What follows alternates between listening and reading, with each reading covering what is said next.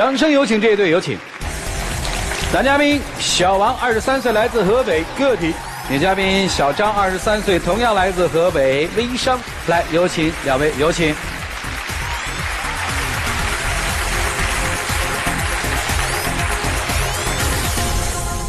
欢迎两位哈。说你们俩的相识是拼车的时候认识的是吗？啊，对。这拼车的时候怎么就，啊？当时拼车完了，他在上头来着，回来他都跟我要微信号来着。啊，当时看他长得挺好看的，回来完了，哎呀，都把微信号要了，然后就开始联系是吗？对。追了多久就变成女朋友了？1个多月吧。这个1年多了是吧？嗯。没有安全感是吧？我都觉得他第一开始挺好的，第一开始要我微信的时候啊，特别痛快，挺老爷们儿的办那事儿。完了，你看他长得还挺黑的，我那时候看着挺血痕的。喜欢这种样的哈啊！他们怎么问你要的微信号？你觉得特爷们儿啊？都是他当时拿那个二维码，手机二维码啊，都直接递给我来，你扫我吧，这样着，我都让我扫他二维码。我想了想，可以挺好，我你喜欢这么装的哈？扫扫吧。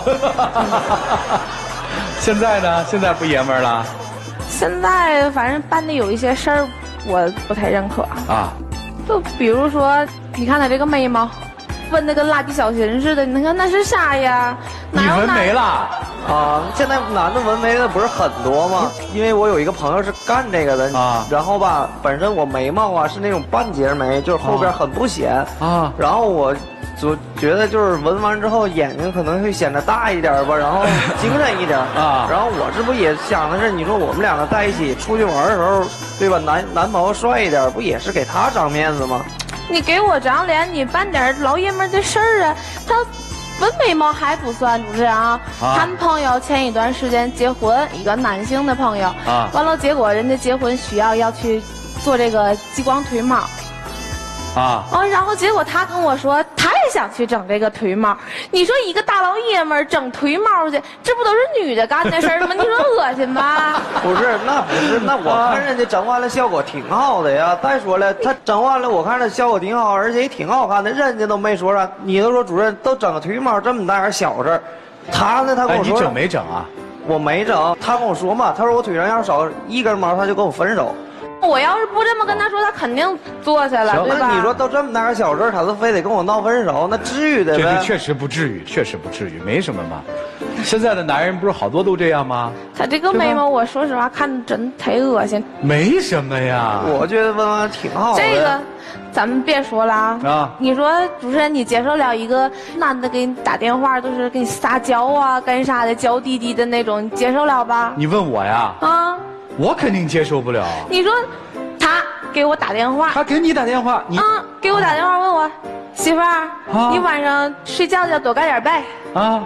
晚上吃饭了吗？你说一个男的跟我撒娇，你说我听不下去，你明白吧？我都觉得这不应该是女的干的事儿吗？主要是我俩不是总打架吗？这一段时间，我们俩人关系现在挺不好的，对吧？我都放低自己的姿态，对吧？稍微贱不搂嗖的跟他，对吧？道个歉干啥的，哄他。那回来你说完了，我哄他，他还不乐意，完了又嫌弃我这个，又嫌弃我那的，都是现在我干啥他都看着不顺眼。你哄也换一种方式，对吧？这个那啥叫换一种玩意儿？我告诉你，你现在你都是外头有别人了，你现在你才这么说我的。啥叫我外头有别人？你外头才有别人呢？你外头没别人，为啥那回看你手机不让我看呢？你看我手机，你侵犯我个人隐私，我凭啥给你看呢？那咱俩这种关系，我侵犯你啥隐私了？那我明儿我要拿手机不给你看，你乐意呗？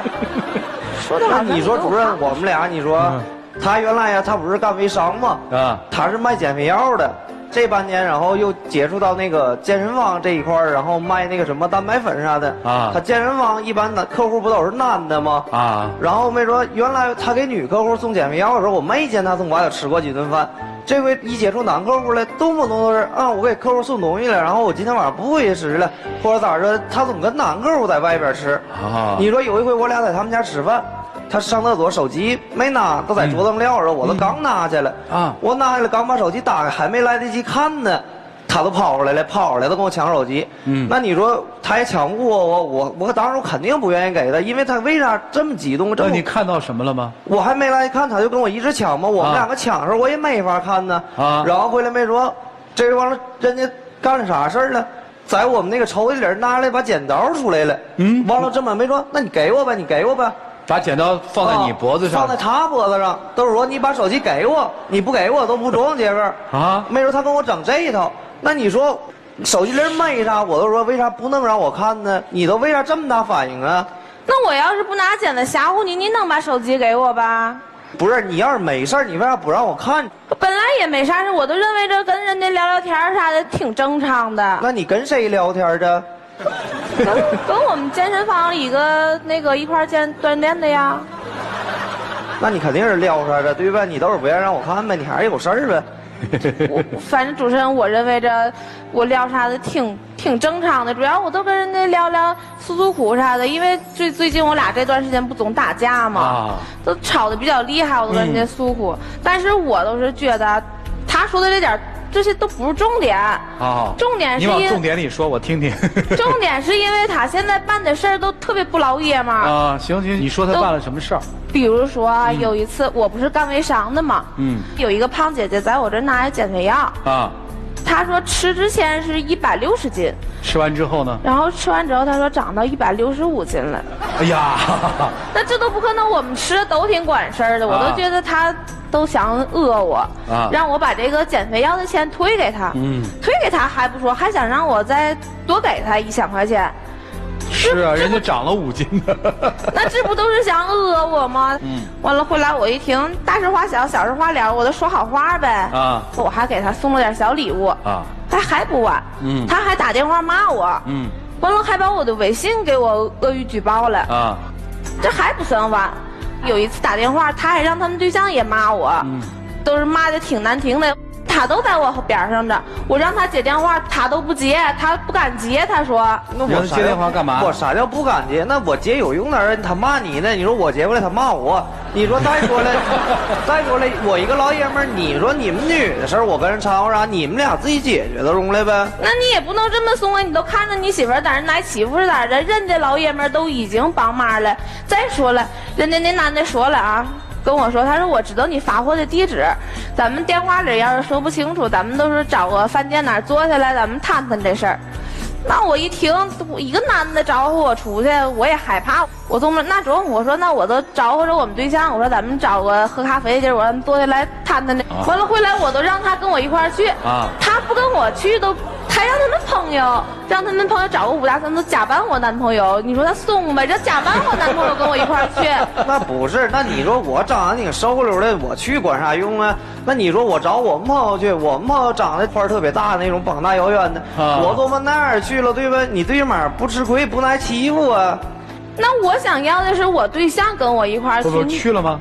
没去吗？最后是把钱赔给人家了。你说是他是我对象，还是他们朋友是我对象啊？对吧？就是他说让他朋友去，你就不让去了，是吧？那我觉得他让别人跟我一块儿去，他也不是我对象，我琢磨着把钱给人家赔了得了，这事儿都这么过去了。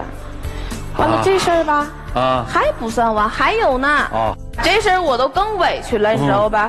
都是吧，有一次我搬家，我在外边租的房子，回来呀，我有挺多鞋，女孩鞋多不挺正常吗？回来他帮我搬家去，都把我这2摞鞋都给我放在楼道里边了。结果刚我出去搬去的时候，我这鞋丢了2摞鞋呀，那是我所有的鞋都在那儿呢，我都挺稀罕的。我都拉着他一块儿上物业跟我说调到监控，咱们看看谁拿走的。结果我俩都一块儿去了，到物业那块儿。物业的都说那个监控没开着，那他一说没开着，我都着急了嘛。你说我物业费啥的我都交着呢，完了结果你跟我说你监控没开着，都这么过去了，那我物业费交着干啥使的？你们都白拿钱挣的是咋的？对。当时我情绪我都挺激动的，我都把他们桌子上的东西我都给扔到地上去了。呀，你是真厉害呀！结果完了回来。人家一帮男的都往外都怂我，那意思都是我们不管这事儿，你出去。那你说他认为我对象啊，他都在我后边，看着人家怂我，他也不说话去。那我说话，我当时我没拉着你走，我说了，我说你都别在那儿跟人家磨叽了。你说你磨叽半天有啥用呢？人家都告诉你了，监控没开着，你到最后磨叽到最后不还是没有结果吗？鞋不还是丢了吗？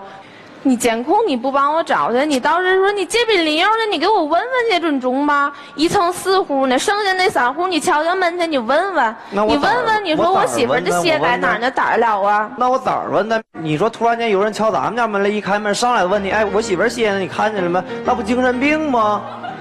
你连敲门你都不敢，一个大老爷们儿，你都怂成这样是咋的呀？跟你说呀，那一说别人谁看见了，肯定看着你了，跟你说，哎，小姑娘，你那鞋在哪？是谁拿走了？人家肯定跟你说，用了你上赶着问了。你说都怂成这样了，你主持人你看看现在这个体格子都这么小，你看人家健身房那个5大3粗那个肌肉啥的，站旁边多有安全感呢，对吧？我都说我带着他上健身房练练去，结果我都带他去了，然后到那儿了。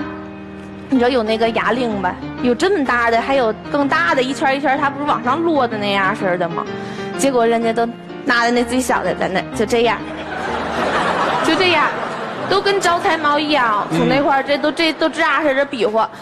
我当时我都看不下去了，一个大老爷们拿最小的，后来我就走了，他跟着我走，回来到这边看看这边的器材忒沉，看看这边的得忒重，这边的这个正面的拎不起来、举不起来的。后来他都上跑步机那儿去了啊！跑步机那块儿太逗了呢，人家那块儿都是在那块儿跑步的，他都把那跑步机调得最慢，一边走着一边看电视。那你说你跟我一块儿锻炼去了，你有点上进心中不中啊？他都敷衍我。那啥叫敷衍你？那你天做会长你不上班吧？那你知道我呗？我上班看一天店，我多累的呗！我回来完了，我有多大精力跟你上健身房啊？你都没有考虑过我，你知道呗？为啥我说他出轨啥的？你说我们2个从马路上走着，马路上的男的他动不动都给别人打分，咋打分都没说。一看这男的，哎呀，一说这男的腿忒长，哎呀忒好，哎呀给多少分。一看别人男的，哇，这男的胸肌真大。你说我们男的在一块讨论女的吧，那属于理所应当。你说你一个女的，你讨论男的啥意思啊？啥叫你们男的讨论女的都理所应当啊？你知道啥叫公平社会吧？为啥都你们男的可以说看女的，为啥都不行？我们女的看看男的有多好啊？那你看不？你说你看，你总跟我说是啥意思啊？我跟你说，那是因为我想让你跟他们学学，你改变改变，学好点不中？本身我都这样人，我为啥要改呀？你本身你一开始直接找那样的去，到现在没说你现在不都是外头由别人了吗？你到哪儿你都嫌弃我？别说我由别人，你才由别人呢。好，主持人，我跟你说，我现在都觉得他现在不是，这都不是重点，我都是觉得他不能给我安全感。哦，刚才说的那事儿，我都想哭，我都觉得挺委屈的。明白了，我很好奇，问问啊，你真觉得这个男朋友就是要替你出头打架的吗？不是说让他帮我出头打架，但是遇到事儿了，你是真觉得他不能带给你安全感，是吧？对。好，监控的事儿，你刚才说的确实是你真实的想法，是吗？对呀。那我想问问，如果你处理这个事儿，你会怎么处理啊？我肯定也会去问呢。然后呢？那我问完了，人家说监控没开，那你没开呢，我有什么法啊？那你就活该认倒霉呗。你把现在的原因全部推到女朋友身上，认为她是跟其他的人好了，所以她看你不顺眼了，是这意思吧？对呀。好，女生是觉得你男朋友在处理一些问题上面，实际是没有办法，所以你觉得没有安全感，是吧？他刚才也说了，说让我活该认倒霉吗？行，这对情侣应该怎么走呢？听听老师的意见吧，一起进入丘比特问卷。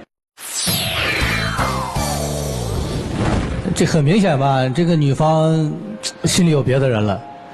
我真没有。肯定有。真没有。你是按照你理想当中的那个男人去打造他，而你现实当中的男朋友和你理想当中的男朋友还有很大的差距，所以我说的那个人就是那一个。但如果真的是通过你的努力还是无法达到你的目的的话，那真的就有可能你理想当中的虚拟的那个男朋友的形象就变成了另外一个人，所以男朋友担心也不为过，对吧？但是在整个过程当中呢，我有一个担心，你也说到说，哎，你希望找一个人能够保护你，你也提到说自己没有安全感，但其实在你的心里面呢，你的安全感来自于其他人的保护，但其实也源于你自己的敌对心理。你觉得卖减肥药没有达到目的，人家要退费，你认为是讹你，但如果我作为用户，有可能我觉得是维权，就看你是怎么定义这件事情。在物业里面，人家明明没有监控，那就是没有，那么你摔了东西，再哭再闹再吵，最终还是拿不到结果。你这种敌对和敏感的状态，就激发了看很多事情的不顺眼，包括现在对男朋友的不顺眼，所以你爱生气，爱看不惯这个看不惯那个，你自己心里也不痛快。但是反过来讲的话，如果你的男朋友真的像你想象那样子，他能冲在面前真的去战斗的话，你不觉得他会给你惹祸吗？对不对？但我恰恰我觉得你的男朋友目前他用这样的方式没有去那么的冲动，我倒觉得帮你缓冲了一些极端行为。当然我也反过来说，男生有一个问题，他真的需要肌肉男吗？其实他要的不仅仅是外表的肌肉男，而更多的是在整个问题当中，你有没有站在他的立场上去用心去安慰他，去懂他。我当时很生气，我有点孤立，我不知道怎么解决，那你有没有给他一些心理上的支持，不是拳头上的支持。所以多懂他的那份孤独难受的心情，他也可能就化解了他的抱怨啊，他的眼泪我觉得应该说到他内心里去了。所以在此时此刻你能够读懂他的心，你就是他心目当中的奥特曼。谢谢。开始看小片啊，是说女生要的是男生给的安全感，其实实际一聊呢，得反过来。现在男生非常没有安全感，因为女生所有种种的表现都是对于她的现状的不满，实际要求的你是什么？要求的是你的关注。其实从你们两个性格来说哈，女孩好像更想法简单，有时候一些行为是不受控的，而男孩呢，是反而他是柔弱一些、软弱一些，不想直面跟人发生冲突，这两种性格在一起还是蛮配的。如果说这个男孩跟你的性格是一样的，麻烦了，这事儿闹大了会升级的。反而他这种比较软的性格呀、委婉性格，他是可以缓解你当时可能出现问题的状况。但是恰恰他要的你是什么？这两件事表明了，并不是说你不够强壮，而是说你根本就不在乎他在乎的事情。他的鞋丢了多么着急，你为什么不能想方法帮他解决呢？他受到了客户的质疑，甚至于是威胁，你为什么不能帮他去解决问题呢？不是说一定要替他出头去打架，不是，帮他妥善的解决这个问题。为什么不？你是根本就不在乎他心中感受，不够关心他。他为什么要去和别的客户去一起去吃饭呢？以前没有吧？因为他过去诉苦啊。你真的怎么想的？你告诉他。其实真正的表达就是，你到底关心不关心我？你到底爱我有多少？我的事儿就是你的事儿吧？为什么你自己关注自己事儿而不去关心他呢？这点做好了，其实所谓的安全感全都有了。就这样。我见过很多肌肉发达但却很怂的男人，我也见过很多身体瘦弱但该出手时就出手的男人，我也见过很多能够潇洒地为女人打一架但1个星期之后就能把你甩了的男人，我也见过那些躲在女人身后却能够在你病的时候为你端茶送水的男人。你要哪种？也许你会说，如果他既有满身的肌肉却又细如发丝，那该多好。对不起，这样的人很少，即便有不一定属于你，因为你没有那么优秀，你不足以拥有那样的男人。所以我所说的这一切都是要有所取有所舍。当看着别人不完美的时候，看看自己有什么不足的地方。什么样是一种好男人？如果非要说一种好的爱人或者是标准爱人的这样的一个模式，勉为其难的说有一种，就这种男人对自己的爱人以及身边所有的事物，对你的家人，对于生活当中所有的家庭琐事，他都有一种认真而又朴素的态度。认真是因为他在乎你，同时对生活他负责任，每一件事都很认真的去对待。虽然有的时候心有余而力不足，但他会尽全力。说他朴素，是他从不吹牛，不会只在女人面前展示肌肉，或者潇洒的为她打一架，展示自己男人的雄风，却毫不顾及自己爱人的感受。所以说，如果一个男人有认真而朴素的对你的态度，这大概就是一个好男人。男生，我只对你有一点，尽全力，不是遇见事情就是回避。你说呢？你有多大力就使多大力出来。如果你不行，你可以跟他说：“亲爱的，我没有你所想象的那么强壮，我只能在我有限的范围之内做到我能做的。”明不明白？明白。就这样，祝你们幸福。我有几个问题，其实特别想你思考一下。我想知道，做微商，如果真的产品质量有问题的话，作为客户来说，应该找谁？应该找我，然后我再找商级。对，也就是找你的供货商，对吗？嗯。那你有找你的供货商吗？也有过，但是你在代理这个产品之前，你认真的了解过它吗？认真了解过。你了解过所有的产品不一定针对所有的人吗？你了解过任何一个这样的东西，总有一小部分人是不可以食用的。所以这是我想跟你说的第一层意思。第二个问题其实也出现了，就是在两个人的互动关系当中，在不在乎特别重要，是这些细枝末节让这个女生觉得你不在乎她。在我听到那个跟保安冲突事件的时候，我心里面还真是，我觉得这件事情你做得不好。不是说让你替他打架，那我觉得当时这件事情其实应该去问的、去调资料的应该是你，而不是他。因为第一，你不在情绪里，对吧？你应该把他安抚好，说你在家里待着，我去给你调录像，看看有没有。那这件事完全就可以缓冲了，对不对，姑娘？你没有做呀，你什么事都让他去前面了，所以他也会难受啊。所以你们自己看吧。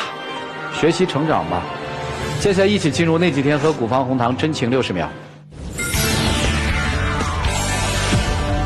我都想让你变得男人一点儿。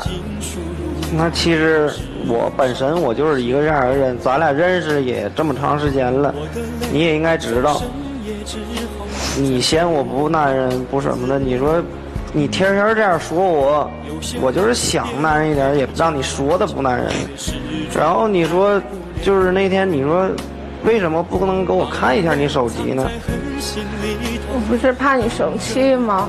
你不感觉两个人有什么事儿不说出来的话会更生气吗？我只不过就是跟别人倾诉，真的没有啥。都是想听听别人的意见。但是你考虑过我吗？哎呀，两位。谢谢你们，请回吧。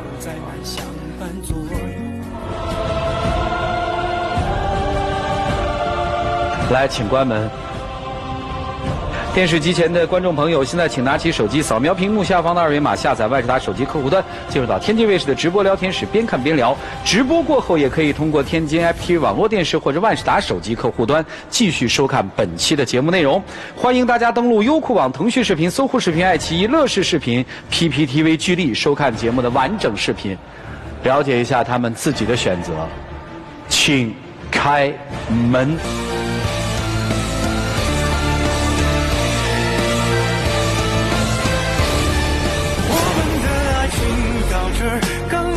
我们尊重他们的选择，希望他们都能够快一点的长大，找到他们想找的那一个。来。